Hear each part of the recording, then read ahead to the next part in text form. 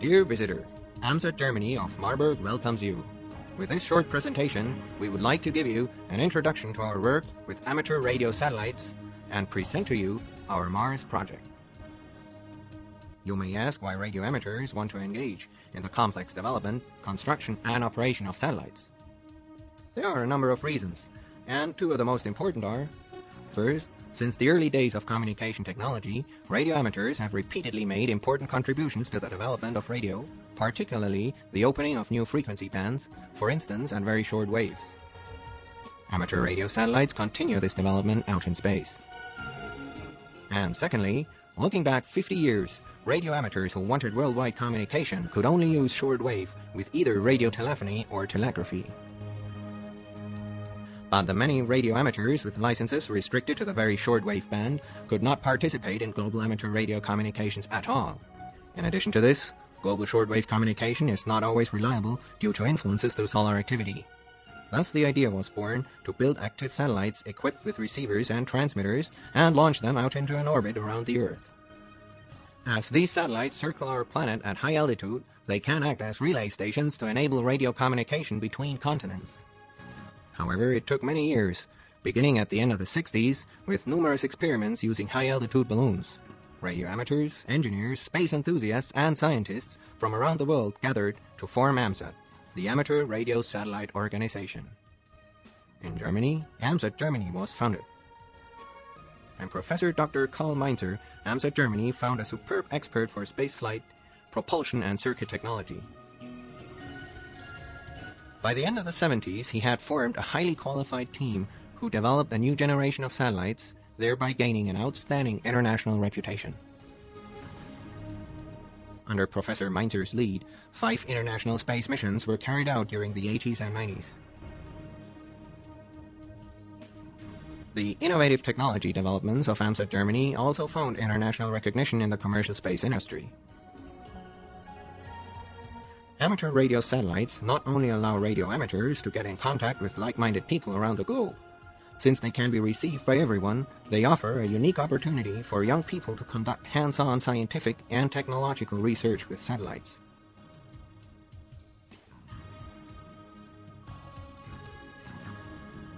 But how can AMSAT launch their satellites out into space with commercial rockets?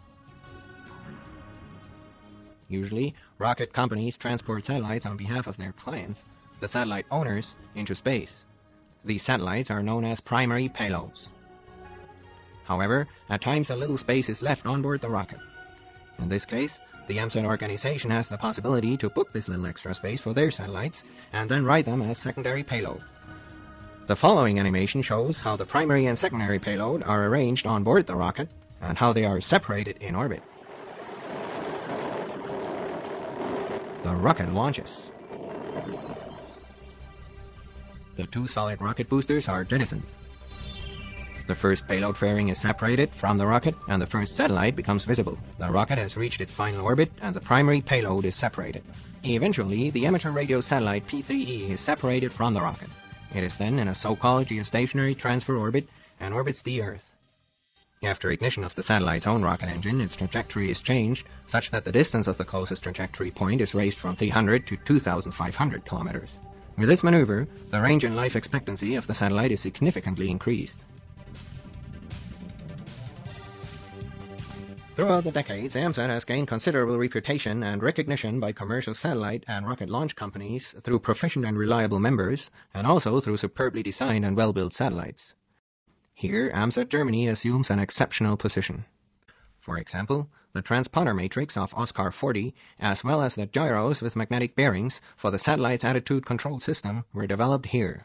At the Ariane Spaceflight Center in Kourou, French Guiana, the satellites are cleared for installation and launch on board the rocket after having been thoroughly tested. This is necessary to ensure that neither the satellite's propulsion system nor its onboard electronics threaten or interfere with the rocket systems or endanger the primary payload.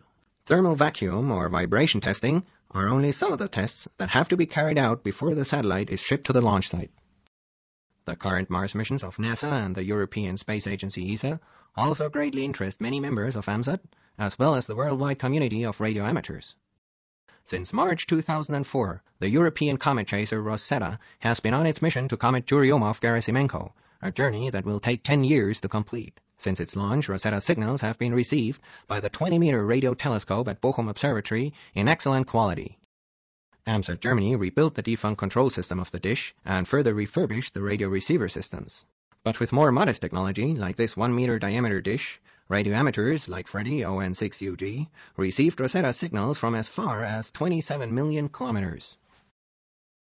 As the large 20-meter radio telescope in Bochum is now available to AMSAT Germany, the basis for the first Mars mission with amateur radio satellites has been established. Under the working project title of P5-A, the planning for this first Mars satellite has already started. However, to build the P5-A satellite, extensive new developments and tests are required. The onboard computer and the technical management of the Mars satellite from Earth have to be tested under most unfavorable conditions, and experience has to be gained. After all, it has to be taken into account that receiving a signal back from Mars may take as long as 40 minutes after a signal has been sent, and even emergency procedures may have to be carried out. To test these new technologies for the mission to Mars, it is planned once again to launch an experimental satellite into an orbit around Earth in the 2005-2006 timeframe, a project known as Phase the Express. In this way, the interplanetary radio link to Mars may be simulated, along with an AMSAT-developed star sensor as well as a high-precision ultra-stable oscillator. The following animation shows the concept of the experimental and training satellite Phase the Express. The first thing is the satellite's structural backbone made from 0.7 to 1.5 mm aluminum sheet metal. This body has a high torsional stiffness and has a very low structural weight of about 7 kilograms. The diameter is about 1.3 meters.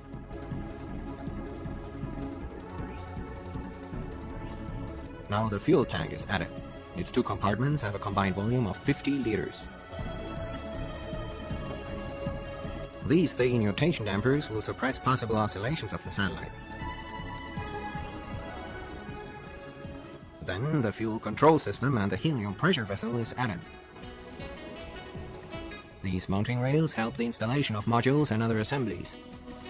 Here are some modules: transponder, flight computer, sensor control, and the power system.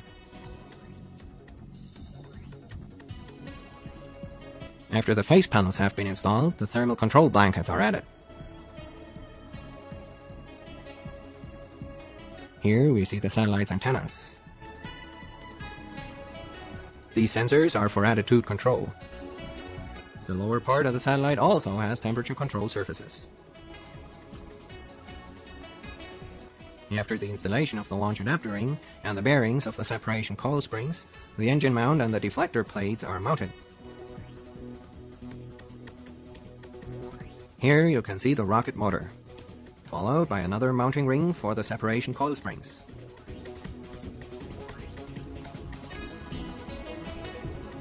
This clamp band will hold the satellite in place on board the rocket and later release for spacecraft separation. Finally, solid panels for the satellite's power system are installed. What you see in this animation is the work of more than 1.5 years.